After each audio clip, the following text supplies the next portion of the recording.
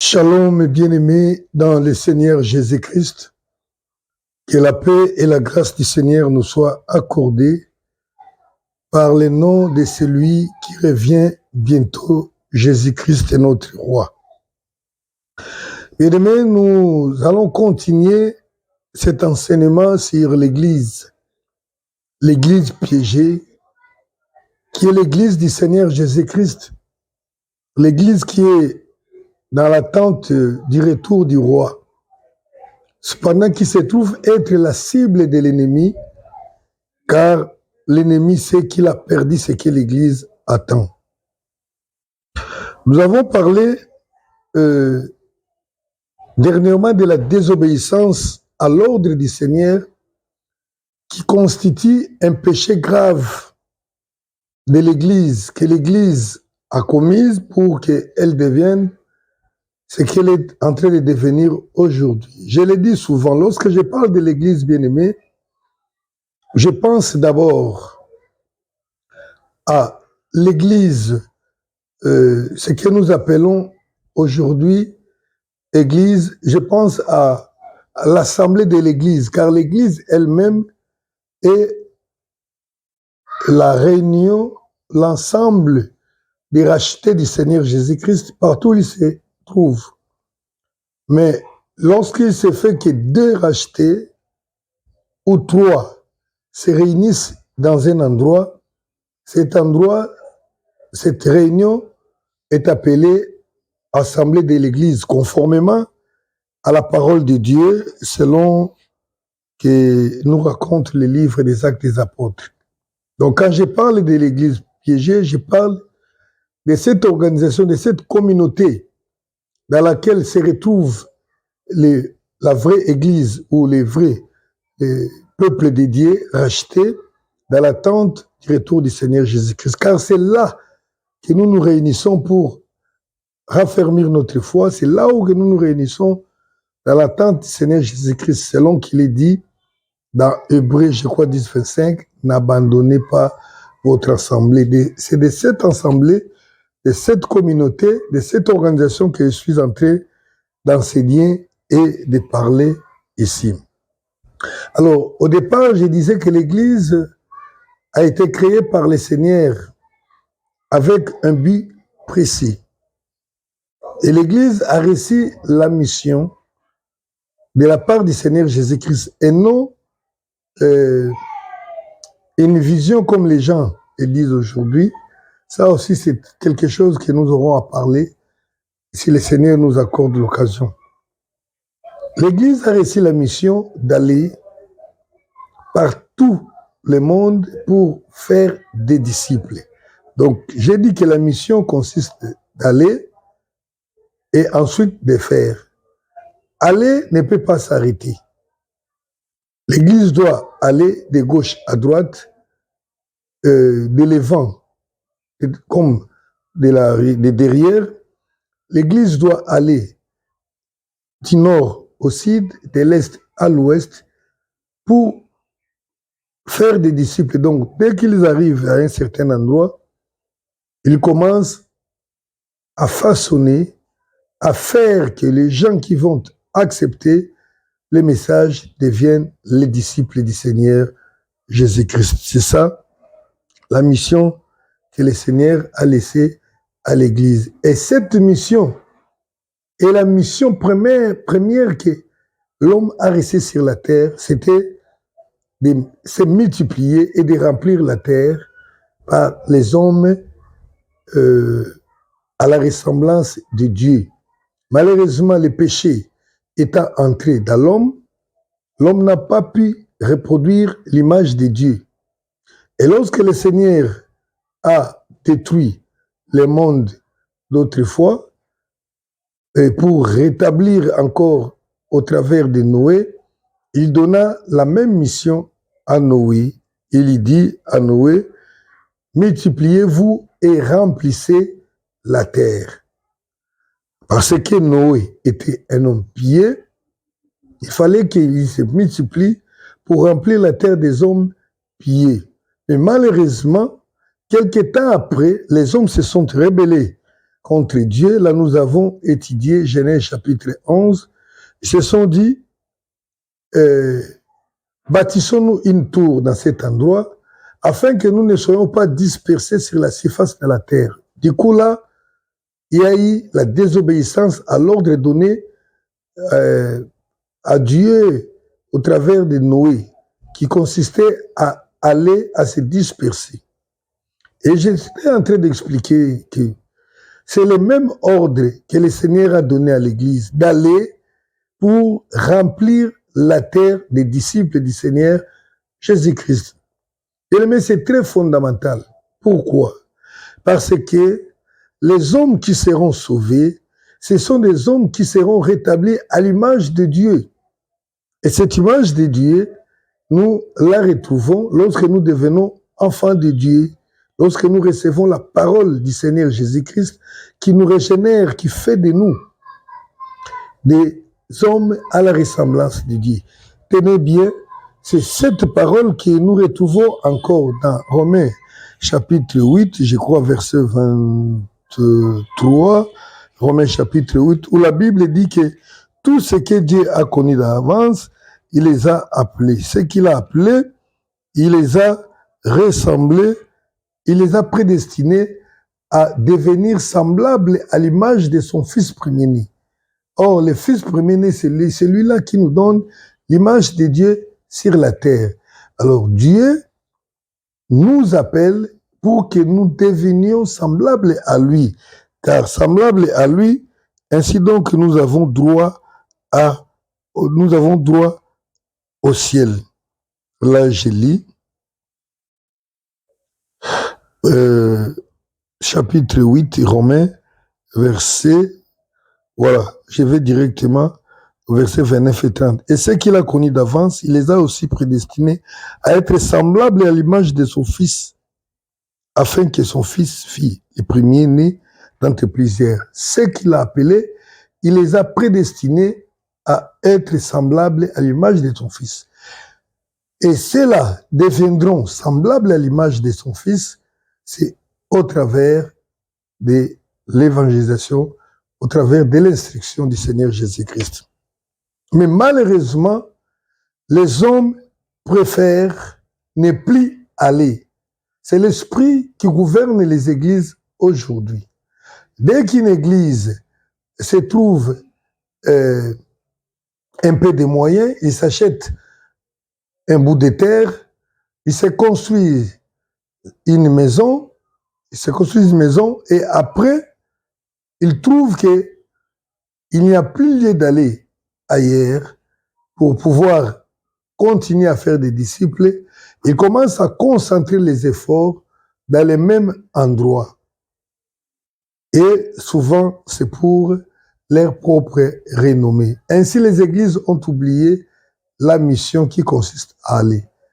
Imaginez-vous quelqu'un qui a construit une très grande maison, une maison confortable, une maison dorée, une maison de marbre, qu'il appelle maison de Dieu. Cet homme-là n'a plus le goût d'aller annoncer l'évangile à ceux qui vivent dans les villages ou dans les forêts. Et c'était ça la première, la désobéissance de l'Église, qui se sont mis à construire des cathédrales, des très grandes maisons qu'il appelle les temples, les méga-churches. Alors aujourd'hui, dans le même ordre d'idées, dans cette désobéissance, nous allons parler du piège de l'église de Babel. L'église de Babel, et vous connaissez déjà, là, nous allons nous rafraîchir un peu la mémoire en lisant cette histoire-là de Babel, car c'est là que nous retrouvons bien l'image de cette église de Babel. Genèse chapitre 11. Genèse chapitre 11, au verset 3 et 4. Voilà, la recommandation d'aller remplir la terre était donnée à Noé dans Genèse chapitre 9. Arrivé au chapitre 11, les gens se rebellent. Je lis verset 3. Ils se dirent l'un à l'autre, allons, faisons-nous des briques et cuisons-les au feu. Et la brique leur servit de pierre et les bitumes leur servit de ciment. Ils dirent alors, allons, bâtissons-nous une ville et une tour dont les sommets touchent au ciel. Et faisons-nous un nom, afin que nous ne soyons pas dispersés sur la surface de la terre. L'Éternel descendit pour voir la ville et la tour qui bâtissaient les fils des hommes. Alléluia. Pourquoi nous appelons l'église de Babel? Nous allons expliquer. Donc, nous faisons référence à cette tour qui a été construite dans cette portion de terre qui est identifiée comme Babel. Et c'est Babel qui est devenu plus tard la ville de Babylone. Et nous savons bien symboliquement ce que signifie Babylone. C'est la ville qui vit en opposition à Dieu, en opposition au culte de Dieu. C'est là où s'est installé pour la première fois sur la terre des hommes le culte des idoles, le culte où les hommes ont abandonné Dieu, où les hommes ont servi les idoles à la place de Dieu. Et c'est dans cette ville-là que le Seigneur est descendu pour confondre la langue des hommes. À l'époque, il n'y avait qu'une seule langue, toute la terre, et Dieu les a confondus afin d'imposer aux hommes la dispersion, afin d'imposer aux hommes l'accomplissement de sa mission qui était de remplir toute la terre. Nous connaissons bien l'histoire, comment cela a fini. Donc, l'église de Babel, c'est la fausse église. C'est l'église de la confusion. C'est l'église qui vit en opposition de Dieu. La vraie église est la maison spirituelle de Dieu. L'église est considérée comme la maison de Dieu. Une maison spirituelle, bien sûr, mais construite avec les pierres vivantes qui sont en réalité les hommes. Parce que dans la pensée de Dieu, comme j'ai dit, l'église est spirituelle. Ce sont des hommes. Mais lorsqu'ils se rencontrent dans un endroit, c'est la représentation de l'église. L'église est spirituelle, est une maison spirituelle, une communauté spirituelle de Dieu, la vraie église, mais qui est construite avec, comme à l'image de la maison, elle est construite non pas avec les briques, mais avec les pierres. Je lis la référence qui nous fait croire que ce que nous disons est vrai. 1 Pierre, chapitre 2, versets 4 et 5.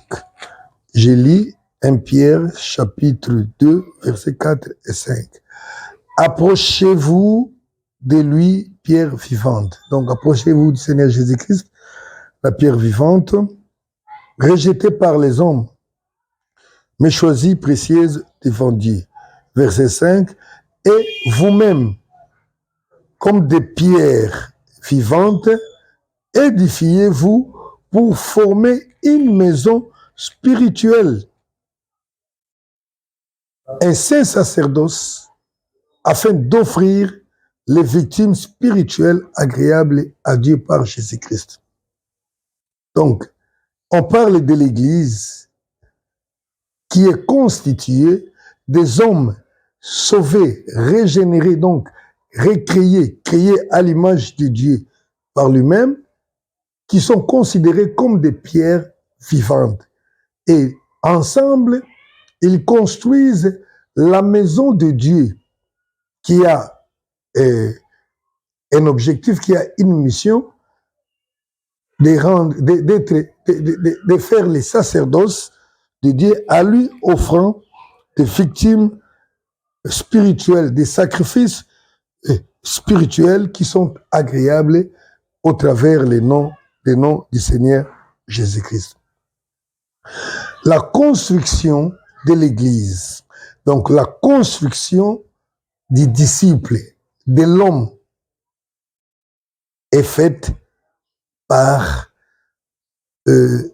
la construction de l'homme, selon la mission de Dieu, pour devenir disciple, un disciple, une personne régénérée par Dieu, qui soit considérée maintenant comme une pierre vivante, est faite par Dieu lui-même au travers de sa parole, qui est l'élément générateur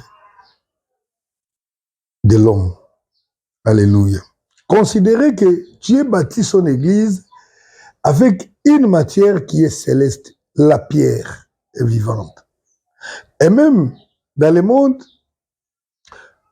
jusque-là, je ne sais pas, on peut en trouver, mais généralement, la pierre n'est pas créée par l'homme. Les pierres que nous utilisons dans la construction de nos maisons physiques ne sont pas fabriquées dans une quelconque usine. On la ramasse dans la nature, parfois dans l'eau, et dans des carrières comme ça. On trouve la pierre dans son état. Ce n'est pas l'homme qui crée la pierre. Et cela est déjà en opposition avec la façon dont les hommes qui se sont rebellés pour construire une tour, une maison. On nous dit que Babel était construite, la tour de Babel, là où nous venons de lire dans Genèse chapitre 11, verset 3-4, était construite avec les briques. Et les briques, c'est quoi? On dit, ils ont pris la pierre avec, plutôt, ils ont pris la brique et la boue, voilà. Ils ont pris, ils se sont dit, allons, faisons des briques, cuisons-le au feu. Or, la brique, c'est quoi? C'est la matière terrestre, la boue, et puis, qui est cuit au four, au feu, pour devenir quelque chose de solide, semblable à la pierre. Vous savez que la brique peut être dure, résistante, mais elle ne ressemble pas du tout à la pierre. C'est comme la pierre, mais ce n'est pas exactement la pierre. Et ils ont utilisé la brique pour construire la tour. Tandis que la maison de Dieu, pour être construite, une église doit être construite par la pierre et non par la brique qui est la matière terrestre. La pierre, j'ai dit, c'est la matière divine parce que c'est Dieu qui l'a créée. Alors que la boue, la brique, c'est l'homme qui l'a créée avec la terre, avec la boue, qui est une matière fragile. Il se trouve que l'Église construite selon la pensée de l'homme, par l'idée des hommes, comme des églises que nous avons aujourd'hui, aux yeux de Dieu est considérée comme église de Babel, comme la tour de Babel. Parce que ce n'est pas Dieu qui avait envoyé aux hommes de construire la tour. Une église doit être implantée ou ouverte selon la recommandation de Dieu, par l'ordre du Seigneur. Mais aujourd'hui, qu'est-ce que nous voyons? Une personne se lève, il regarde autour de lui, à gauche et à droite, il se dit, j'ai la parole, je connais prêcher. Aujourd'hui, dans cette communauté, je suis négligé, on ne prend pas soin de moi, et alors, il faut que je bâtisse une église. Je vais bâtir une église. Ce n'est pas la pensée de Dieu. Ce n'est pas la pensée de Dieu. Ce n'est pas la pensée de Dieu. Lorsqu'une personne se décide, lorsqu'une personne dit, je vais aller ouvrir une église. Bien aimé, laisse-moi vous dire la vérité. La plupart des églises que nous voyons aujourd'hui, ce sont des églises de Babel. La tour de Babel était construite selon la pensée de l'homme. Il y a des églises qui naissent parce que un frère a été frustré. Il a été victime d'une injustice dans l'église où il est vrai, dans l'église où il est vrai, et à cause de cela, il s'est dit, je vais aller ouvrir mon église. C'est l'église de Babel. Il y a d'autres personnes qui ont ouvert des églises, peut-être même de commun accord avec l'assemblée de l'église. Il s'est dit, nous voyons que ici, nous avons plusieurs serviteurs de Dieu, nous avons plusieurs serviteurs de Dieu, nous avons plusieurs serviteurs de Dieu et malheureusement, nous n'avons pas les moyens pour les nourrir. Alors, trouvons-nous un endroit où nous pouvons ouvrir une nouvelle assemblée pour que chacun de nous puisse avoir un peu de salaire et de quoi vivre. Alléluia. C'est l'église de Babel. Les églises de Babel, parfois ce sont des églises qui sont créées. Vous savez, lorsqu'on fait quelque chose pour Dieu, on peut tout dire, on peut tout faire, mais le Seigneur connaît la vraie motivation. Il y a les églises qui sont construites pour la renommée d'un homme, pour la renommée d'une personne. Voyez-vous ce que ces gens se sont dit dans la construction de la tour de Babel? Bâtissons-nous une tour.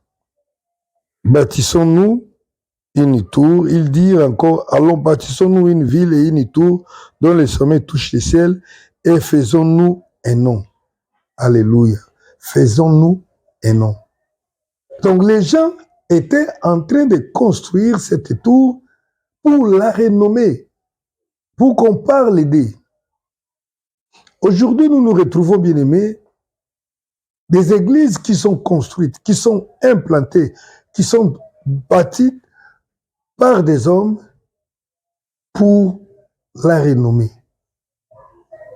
Et ils se disent, nous voulons construire ici une église qui soit la plus grande église de la ville. Et on appelle les méga church. Et après, vous verrez les pasteurs en train de se taper la poitrine. Je suis le pasteur de la plus grande église. Mon église a autant de noms. Et ce faisant ainsi, il est respecté dans la société par les politiques parce que on estime qu'il a de l'influence sur les hommes. Ces églises-là, ce sont des maisons piégées où les gens qui attendent la mort, mais qui n'attendent pas le Seigneur Jésus-Christ. Alléluia. L'église bien-aimée de Babel, c'est cette église dont les gens travaillent pour la célébrité. Aujourd'hui, il y a des choses qui se passent dans le monde, les gens ne comprennent pas. Tout est fait pour devenir célèbre. Les gens se tapent. J'ai autant de vies sur YouTube. Quand vous avez autant de vies, vous êtes un grand homme. Je suis suivi. Et les gens travaillent dur pour la célébrité, pour devenir célèbre dans le monde, pour être connu. Et ils pensent parfois servir Dieu. C'est déjà l'esprit de Babel. Car dans Babel, les gens ont dit, faisons-nous un nom. Et il est facile de détecter certaines églises de Babel qui se construisent autour des noms, autour des noms. Mais l'église, quand nous voyons l'exemple des églises que nous avons vues, par exemple, dans Dans la Bible, par exemple dans l'Apocalypse, on ne nous parle pas de l'église de Pierre, mais on parle de l'église de Laodicée. Les églises étaient identifiées par rapport à l'endroit où elles se trouvaient, par rapport à sa localité, l'église d'Éphèse, l'église qui se trouve dans la maison des frères tels. Mais remarquez aujourd'hui, une église qui s'est bâtie autour d'un homme, ils se font appeler Joshua Ministry. C'est souvent en anglais, hein? Donc le ministère de telles personnes. Ça, bien aimé, je vais le dire sérieusement, c'est pas une église qui est bâtie autour d'un homme. Paul Ministry, ministère de Paul, ministère d'un tel. Et d'ailleurs, dans l'appellation de l'église n'est pas un ministère, car un ministère, c'est un service. Un service, c'est une partie, un département, quelque chose qui doit se trouver dans l'église. Mais lorsque quelque chose se fait autour d'un nom, d'une personne, ce n'est plus une église. Aujourd'hui, les gens créent des églises et lorsqu'il s'agira de donner une existence légale, ils l'appellent fondation. Ils l'appellent donc quelque chose qui appartient à une personne. Et souvent, ça se voit à la mort après les pionniers ou la personne qui a ouvert une église. Ça, c'est l'église de Babel. L'église de Babel se retrouve dans beaucoup de choses. Il est bâti autour d'une personne, autour d'un nom. Or, nous savons que la vraie église est bâtie autour d'un nom du Seigneur Jésus-Christ. Car la Bible dit, Jésus-Christ a reçu un nom qui est au-dessus de tous les noms. Nous n'avons plus à chercher un autre nom que nous pouvons utiliser comme notre référence. Parce que Christ a reçu le nom qui est au-dessus de tous les noms. En son nom, tous genoux fléchissent. En son nom, les démons fuient. En son nom, les malades sont guéris. En son nom. Mais lorsque une église est construite, qui travaille autour des noms, donc ce n'est plus une église du Seigneur Jésus-Christ. L'église vraie du Seigneur Jésus-Christ est née pour une mission. Donc la mission de l'église doit être constituée à une seule chose, faire des disciples. C'est ce que le Christ nous a laissé comme mission.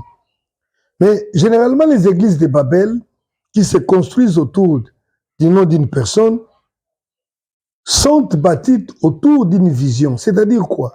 Une personne se lève, il dit, Dieu m'a parlé. Mais la réalité, Dieu peut nous parler. Mais à propos de l'église, Dieu a déjà dit, il a donné une mission, il a dit, faites de toutes les nations mes disciples. Mais une église qui a été bâtie autour d'une vision, c'est souvent, Dieu m'a dit, Dieu m'a donné, Dieu m'a dit de faire. Non, bien aimé, l'église a reçu la mission de faire des disciples. Tout ce qui en découle se trouve dans l'église, mais la mission principale, l'objectif, de faire des disciples. Les disciples doivent connaître comment adorer, ainsi l'église va adorer. Les disciples doivent connaître comment louer, les disciples doivent connaître comment délivrer les âmes captives, les disciples doivent connaître comment prier pour guérir les malades, les disciples doivent connaître comment aider les pauvres, les disciples seront enseignés. Donc c'est les disciples, mais les églises de Babel, souvent, sont bâties autour d'une mission. Et la réalité, c'est quoi? Cette mission-là, c'est juste un projet social de l'homme. Un homme qui se lève, qui dit, non, voilà, moi, Dieu m'a dit, ma vision, nous allons bâtir une très grande église ici. une très grande maison. Et là, nous aurons des écoles, nous aurons des hôpitaux, on va faire les maisons des passages, des retraites, des histoires comme ça là, où les gens viendront faire ceci, cela. Nous allons donner des emplois. Ça, ce n'est pas l'objectif pour la mission de l'Église. Et souvent, les gens qui parlent des visions, ils ont des histoires comme ça dans la tête. Une organisation sociale qu'ils appellent ça vision de Dieu. Il n'y a pas de vision pour l'Église. La réalité est que l'Église a une mission de faire des disciples. Peu importe les lieux et les moyens à utiliser pour faire des disciples sont bien connus. Ce sont les moyens, la parole de Dieu. L'église de Babel, c'est cette église qui travaille parce un homme, plutôt une personne, a reçu la vision. Et vous voyez, ils n'ont pas honte d'élever un homme. Les gens de l'église où les gens parlent souvent du nom des pasteurs. Nous allons prier au nom de notre pasteur. Donc, et parfois même, l'héritage spirituel dans ces églises de Babel devient quelque chose de familial. On a vu beaucoup de choses, bien aimées. Il y a même les enseignements qui se sont donnés. Vous savez, Dieu travaille avec les familles. Dieu travaille avec les familles. Il a appelé Abraham, et puis Abraham, c'était Isaac. Et tout ça, c'est pour essayer de consolider. Vous savez, la brique n'est jamais la pierre. La vraie église travaille au nom de celui qui a été élevé au-dessus de tous les noms, le nom du Seigneur Jésus-Christ. Et l'instrument principal que l'Église doit utiliser pour la fabrication des disciples, c'est les messages authentiques de la Bible. Vous savez, lorsque Christ nous a envoyés faire des disciples, il a dit dans Matthieu 28, 20, 19, 20, allez faire de toutes les nations mes disciples, les baptisants, au nom du Père, du Fils et du Saint-Esprit, et il y dit, enseignez-leur, verset 20, enseignez-leur à observer tout ce que je vous ai prescrit. Bien aimé, c'est très capital. Parce que la fabrication des disciples, je pense que là, nous aurons beaucoup à dire. Je ne sais même pas comment on peut aborder un tel sujet. Et là, j'annonce aussi, nous avons écrit un livre, Servir Dieu selon les modèles de la montagne, beaucoup de choses sont là. Un livre que nous distribuerons gratuitement, mais qui maintenant attendent les moyens pour pouvoir être édité, afin que nous puissions les distribuer. Nous ne vendons pas nos livres, nous les distribuons gratuitement et aussi lors des conférences. Et là, je profite aussi pour dire à ceux qui nous suivent, il y a des personnes qui nous regardent, comme les numéros apparaissent là, ils m'appellent pour me demander de l'argent. Moi je ne demande pas de l'argent ici, je n'en ai même pas. Au pasteur, on demande la prière. Qu'on prie pour toi, on demande les conseils, on ne demande pas de l'argent. On n'a pas d'argent, toi tu demandes de l'argent, au lieu de demander la prière, qu'on prie pour toi. Donc j'étais en train de dire que la vraie église travaille sur la formation ou la fabrication des disciples. Et cela passe par la parole de Dieu qui se trouve dans la Bible. La Bible, la saine doctrine, c'est cette seule doctrine qui est capable de produire un disciple.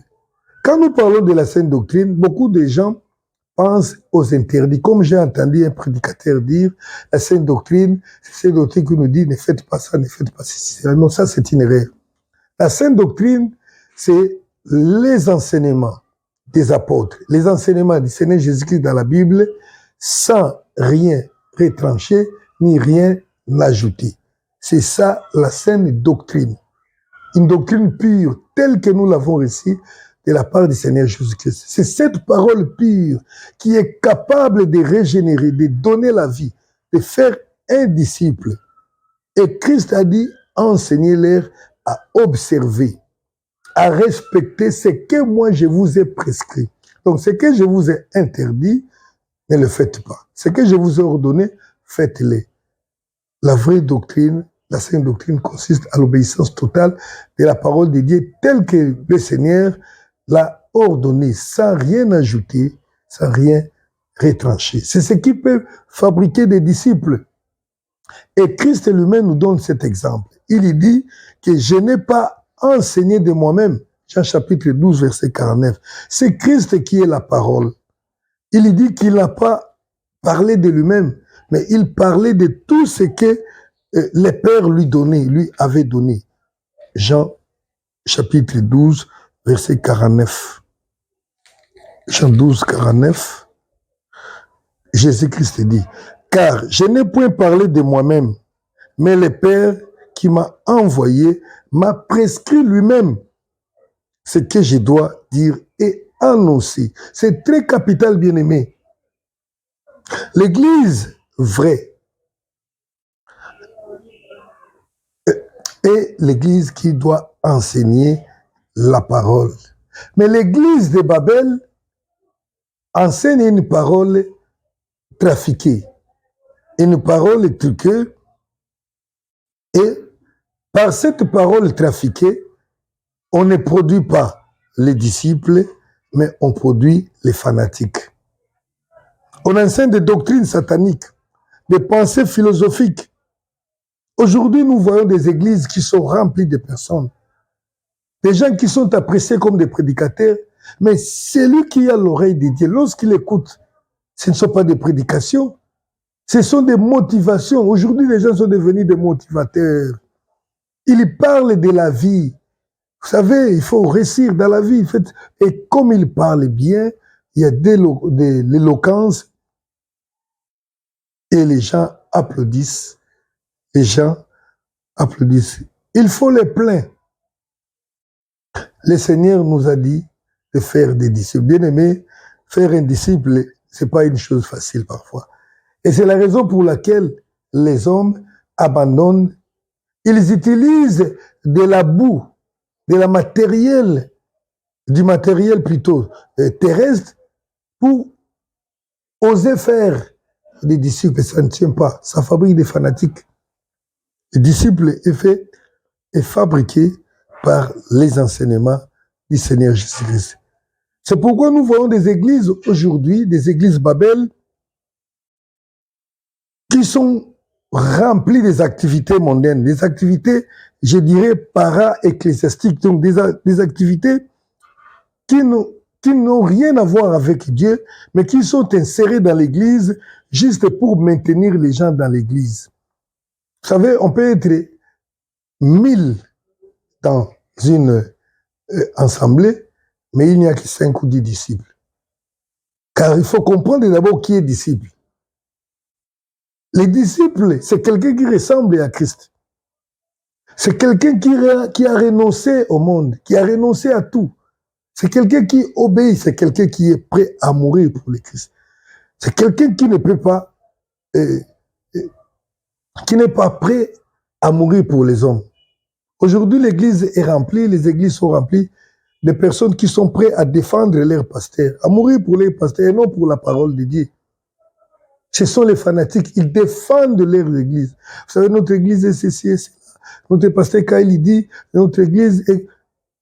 Au lieu de dire que la parole, oui, bien aimé, je peux défendre mon pasteur lorsqu'il parle de la parole. Donc, je ne défends pas le pasteur, je défends la parole.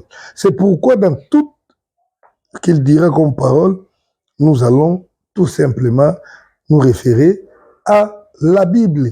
Et si la Bible dit, confirme ce qu'il a dit, donc je ne défends plus le pasteur, l'église. Donc je suis un disciple va mourir pour la parole de Dieu, non pas pour les opinions.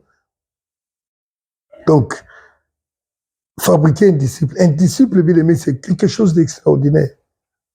Un disciple ressemble à Christ.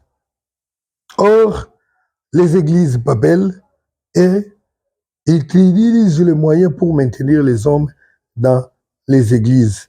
Et parfois, il faut proposer des emplois, il y a des salaires, il y a des aides sociales. Et ils font tout.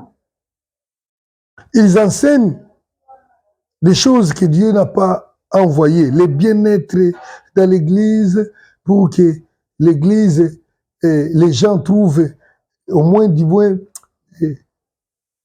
Non, l'église de Babel, c'est l'église de la confusion. Et vous savez, parce qu'on n'a pas formé les disciples, car les disciples sont formés pour suivre Christ. Mais dans l'église de Babel, tous, la plupart des gens aspirent à devenir pasteurs de l'église. Et pourquoi? Parce qu'ils voient les pasteurs bien habillés. Ils sont des gens qui s'habillent bien, qui se nourrissent bien, qui ont de belles maisons. Tout le monde aspire à devenir pasteur. Ils se battent pour qu'on leur donne la chair pour prêcher dans l'église. Pourquoi? Parce que, sans le savoir, chacun travaille pour sa renommée. Et de pareilles personnes, lorsqu'ils prient, Seigneur, mon ministère, ils s'attachent à leur propre personne, à leur renommée, à leur nom. Et dans cette église de Babel, parce que l'église n'est pas tournée vers la mission, bien aimé, ça m'étonne. Il y a les frères dans l'église qui ne sont pas à mesure de sortir devant l'église pour témoigner de Christ. Mais ils sont forts, ils se battent pour prêcher dans l'église. Dès qu'il a déjà quelques versets, il prie le Seigneur qu'on lui donne, qu'il touche le cœur du pasteur. Il rêve tout simplement. Un jour, est-ce que moi aussi, je monterai à la chair là pour prêcher? Et lorsqu'il se tiennent là pour prêcher, il parle pour plaire aux hommes, pour qu'ils soient applaudissent. Et dans ces églises, lorsqu'on prêche, dans l'église de Babel, lorsqu'on prêche, on donne une parole, les gens se lèvent pour venir donner de l'argent. Donc il y a beaucoup de choses. L'église, ça c'est l'église de la mort, l'église de la confusion. Les gens vont commencer à se battre pour devenir quelqu'un dans l'église, pour devenir fonctionnaire de l'église. Or, les vrais disciples, ils ne se demandent pas quand est-ce qu'on va me donner de prêcher aussi dans notre église. Lui, il sort dans la rue pour annoncer Jésus-Christ. Car les disciples sont formés pour aller. Ils ne voient pas les quatre murs. Mais dans l'église de Babel, parce que les disciples ne sont pas là, ce sont les fanatiques. Tout le monde rêve dans ces quatre murs. Mais le jour où le pasteur ne sera pas là, qui deviendra pasteur? Je vois que celui-là, il commence à se faire connaître. Et là, les stratégies d'empoisonnement, les combats commencent. Et c'est la confusion. Mais lorsqu'un enfant de Dieu se trouve dans cette église, le Seigneur le fait sortir dans cette église comme il a fait. Vous savez que dans la tour de Babel, le Seigneur a confondu les gens. Il les a dispersés en confondant leur langage. C'est pourquoi ça se retrouve souvent dans nos églises. Un frère qui est rempli du Saint-Esprit va comprendre que cette église nous amène en enfer. Et le Seigneur va les sortir pour qu'il aille, pour qu'il se disperse. Et parfois, vous pensez que tous les gens qui vous quittent parce que ils n'ont pas le Seigneur. Non, c'est le Seigneur lui-même qui a confondu Babel pour que les gens se dispersent afin que sa mission continue. Lorsque le pasteur a perdu la mission de l'église, le Seigneur trouve qu'il y a des disciples, il y a des gens qui veulent les servir, le Seigneur va les sortir. Il va semer lui-même la confusion, l'incompréhension, afin que ces gens-là partent. D'ailleurs, ça va commencer par la parole. Ils vont comprendre qu'on ne nous enseigne plus le ciel. Nous ne sommes plus orientés vers la mission et ils finiront par partir pour aller accomplir l'ordre suprême qui consiste à aller. L'église véritable est orientée vers la mission. Même s'ils construisent une maison, ils ne vont pas s'arrêter là. Même s'ils s'achètent des voitures, des véhicules, ils ne vont pas s'arrêter là-bas. La fabrication des disciples, bien aimés, c'est la mission principale de l'Église. Mais l'Église qui ne fabrique pas des disciples, des membres, il fabrique des fanatiques. C'est l'Église qui va vivre dans la concurrence des uns contre les autres. Parce qu'ils ne voient pas, ils n'ont pas vu la pensée de Dieu. Ils n'ont pas connu la pensée de Dieu par rapport à l'Église. L'Église de Babel, parfois c'est l'Église dans laquelle où nous nous retrouvons.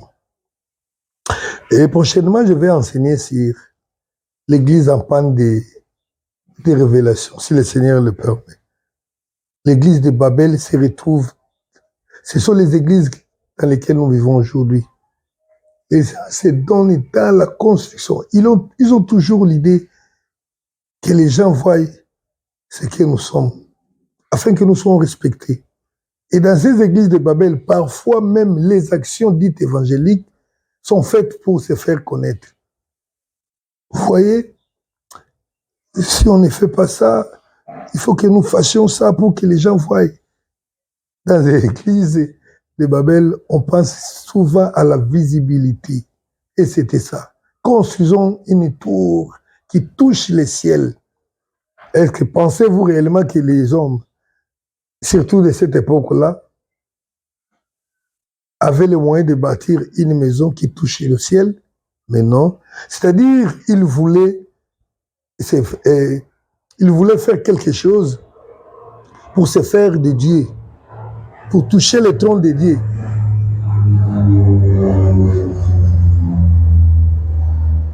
Alléluia.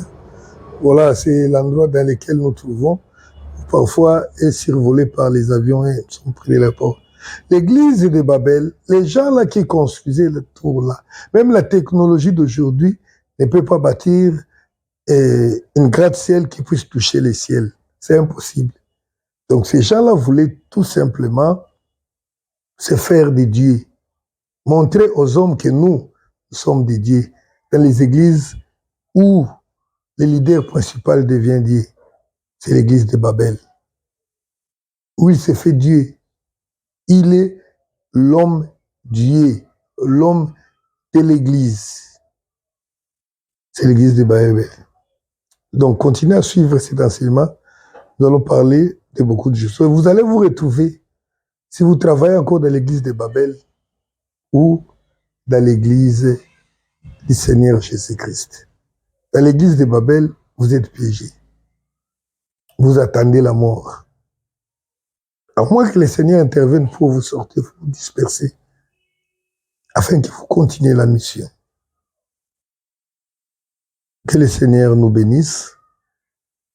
Soyez indulgents envers nous par rapport, les conditions ne sont pas vraiment bonnes, mais comme le Seigneur a dit, que les conditions soient favorables ou défavorables, nous devons annoncer et nous faisons l'œuvre de Dieu. Soyez bénis, partagez les enseignements et partagez. Et aussi, pour que les enseignements soient, il faut aussi parfois liker, pour que les enseignements ne disparaissent pas, pour que ça arrive à beaucoup de gens. Que le Seigneur nous bénisse. À la prochaine.